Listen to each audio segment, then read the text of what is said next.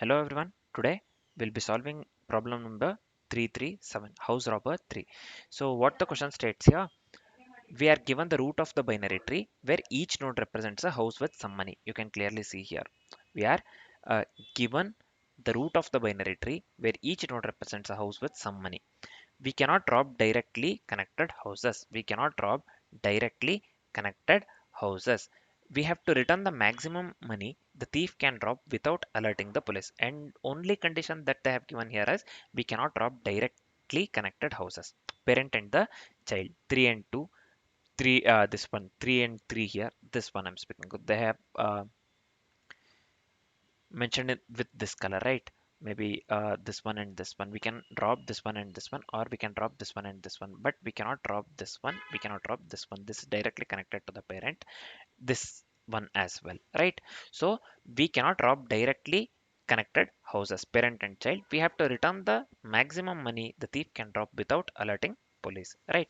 So here our main goal is to choose alternate levels optimally to maximize the stolen amount. We have to choose the alternate levels optimally to maximize the stolen amount. So see here, the maximum we can steal here is 3 plus 3 6, 6 plus 1 is 7, right? So this one, so the output that we got here is 7. Same thing I have said, right? So here, just give me a second. Yeah, let's come to the second one, second example here. Let's come to the second example here. Either we can go with this one, this one, this one, and this one, or we can just ignore the first root itself and we can just go with the this one. If we consider this one, we cannot consider this one, this one, this one as well. This is directly connected to the parent, right? So this, but this level we can consider 4 plus 5 9. The maximum one we have to consider, so this will be 9. If we consider this one, so this will be 3 plus 1 4, 4 plus 3 7, 7 plus 1 8, right? Maximum of 9 and 8 will give us 9 itself, so we will be considering the level 1. Basically level starts from 0 here. This is level 0, this is level 1, and this level this is level 2, right? So we will be considering the level 1 here, 9. So here in this case we will get the output 9, right? 9, 4 plus 5 equals 9. So maximum amount that the thief can drop, that's what they have asked, right? So maximum will be considering this one will be 4 plus 5 9, right? So same thing they have given in the explanation, maximum amount of money the thief can drop here as 4 plus 5 equals 9, right? So this is fine, I think. So we are done with the, we are done with the question part. They have given us wonderful examples just for the sake of understanding. Now let's do one thing. Let's quickly discuss the approach followed by the complexities, and then let's write the code. Let's quickly discuss the approach first, right? Let's quickly discuss the approach first. So here, just give me a second, 1 second here. Yeah, let's do one thing. Let's start from the bottom of the tree. Let's do one thing. Let's consider first example itself, right? Let's consider first example for the approach, and you can try, I insist you to try out the same thing for the example 2, right? I insist you to try out for the same thing, whatever we discussed in the approach for the example 2, right? So first what we'll do here, we'll start from the bottom of the tree and we'll compute the two values for the each node. Nothing but one is robbed and one is not robbed. One is robbed and another one is not robbed. We'll start from the bottom of the tree and we'll compute two values for the each node. One is robbed and another one is not robbed, or is nothing but robbed. N are nothing but not robbed, right? For node 3, for node 3, it has no children. Robbed becomes 3 and not robbed becomes 0, right? For node 3, left leaf, it has no children. For node 3, left leaf, it has no children. Robbed equals 3, not robbed equals 0, right? For node 3, left leaf I'm speaking of, right? Left leaf I'm speaking of. For node 3, this one, for node 3 left leaf, it has no children. It has no children. This one I'm speaking of. For node 3, it has no children. Robbed is 3 and not robbed is 4. Not, robbed becomes 3 and not robbed remains as it is 0. For node 2, for node 2, this one, for node 2, if we rob, it becomes 2 plus not robbed. 2 plus not dropped, because we cannot consider the same, right? We have to this one, skip either one. We cannot consider 3 and 2 because 2 is the parent of 3. So if we consider 2, robbed becomes 2 and not robbed becomes 0. Not robbed remains same here. Not robbed remains same here, right? So here now, if we don't, then the max child would be this one, 3 comma 0, because for the node 2, if we rob it, it will be 2 plus not robbed child would be 0, right? 2 plus 0 would be 2. If we don't, then the max child would remain 3 itself. Max child would remain 3 itself. So both the conditions we have seen here, right? So now let's move on with the further steps. Similarly, we will process node 3. Node 3 for the this one, right child of the root, for this one I'm speaking of. Similarly, we'll carry on with the right child of the root and the final root. At root 3, we will drop 3. We will drop 3. This one. Suppose you consider this one, we will drop 3. This one. Robbed becomes 3. Robbed becomes 3. And not robbed becomes this one, 7. Not robbed becomes 7. Sorry, this root we are considering. So this is fine. Robbed becomes 3 and not robbed becomes this one, 3 plus 3 plus 3. This one we have to consider, and this one also we have to consider, not dropped, right? So this one will be 3 plus 3 plus 6, 3 plus 3 plus 1, 7, right? Not dropped becomes 7 now. Not dropped becomes 7. So let's not rob it. So now it will be rob or max of 2 plus rob or max of 3. This will be max of 2 comma 3 plus max of 1 comma 0. This will lead to basically 4. This will, when we don't drop this one, then this part, then it will be 4. Then it will be 4 basically. Max becomes 4. So total max till now here we got is 7. Max is 7 we got. We will return that as output. We will return this one as output. So the output that we got here is 7, which is equivalent to the output that they have shown for the example 1 and the question, which is equivalent to the example that they have shown for the example 1. So our approach works absolutely correct in this case. Our approach works absolutely correct in this case, right? As we are completely familiar with the approach, let's move on with the complexities part.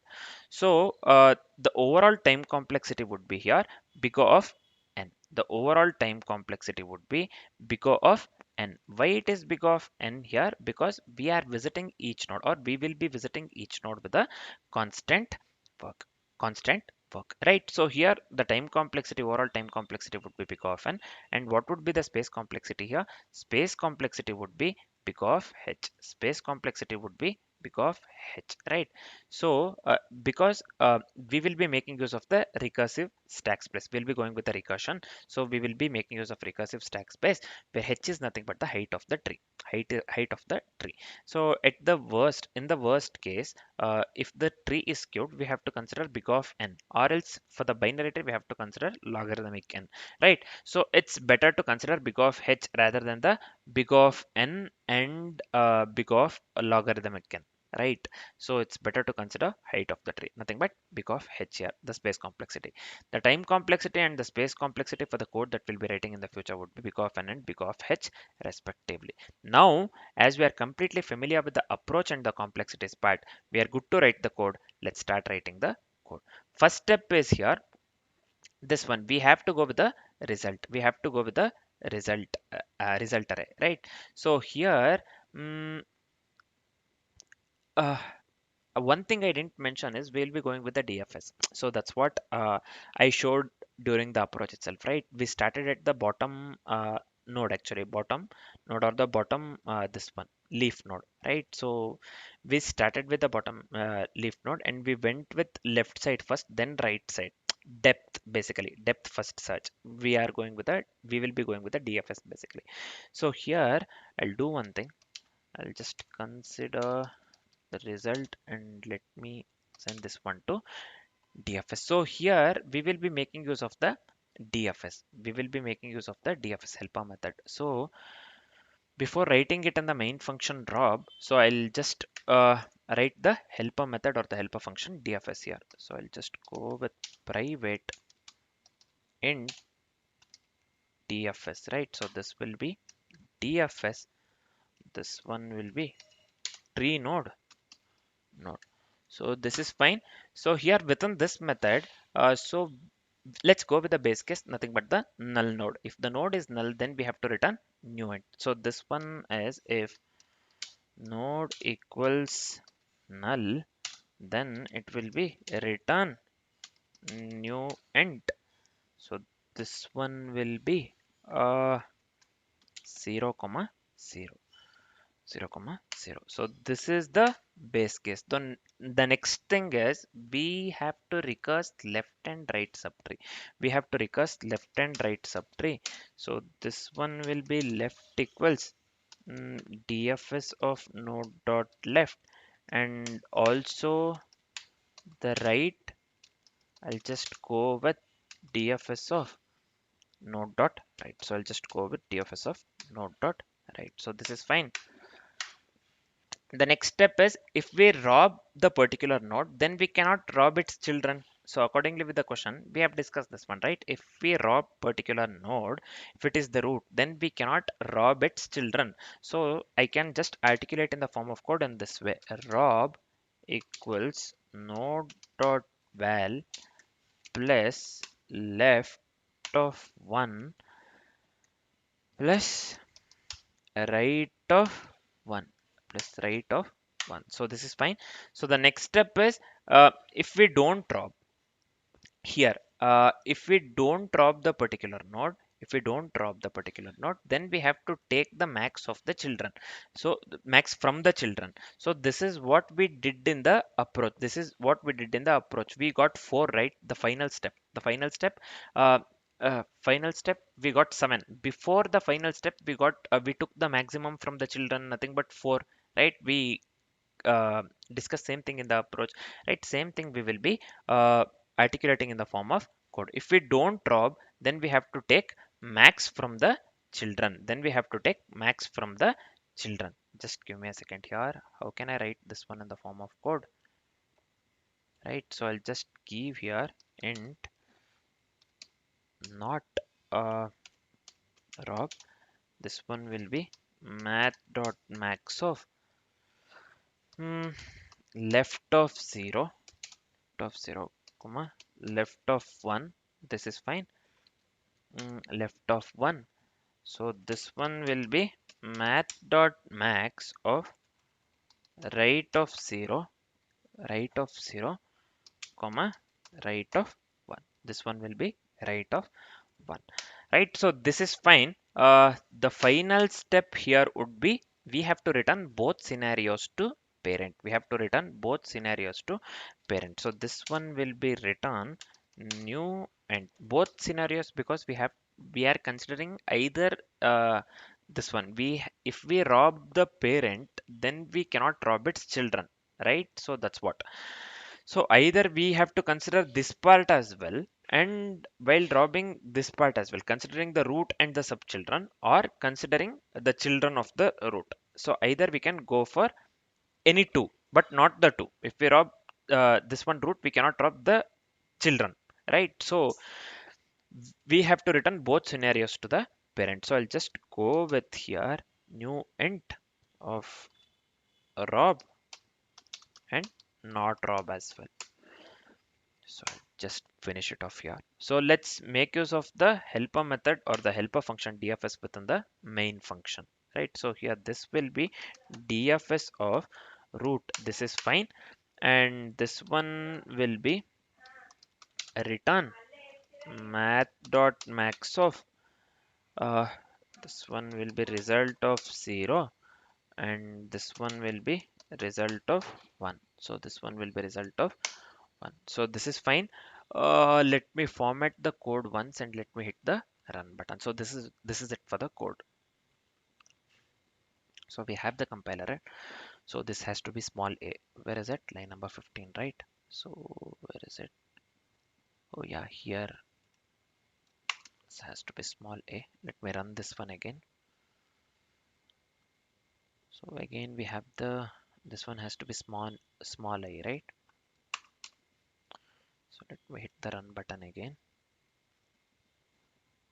So yeah, now you can clearly see the sample test cases are getting passed. Means the code works absolutely correct on this case, right? So let me hit the submit button quickly. I hope this works for all the test cases, man. So you can clearly see it. The code, whatever we have written, works good for all the test cases, right? So I hope the solution part is completely clear along with the approach and the complexities. For now, this is it. Thanks for watching, guys.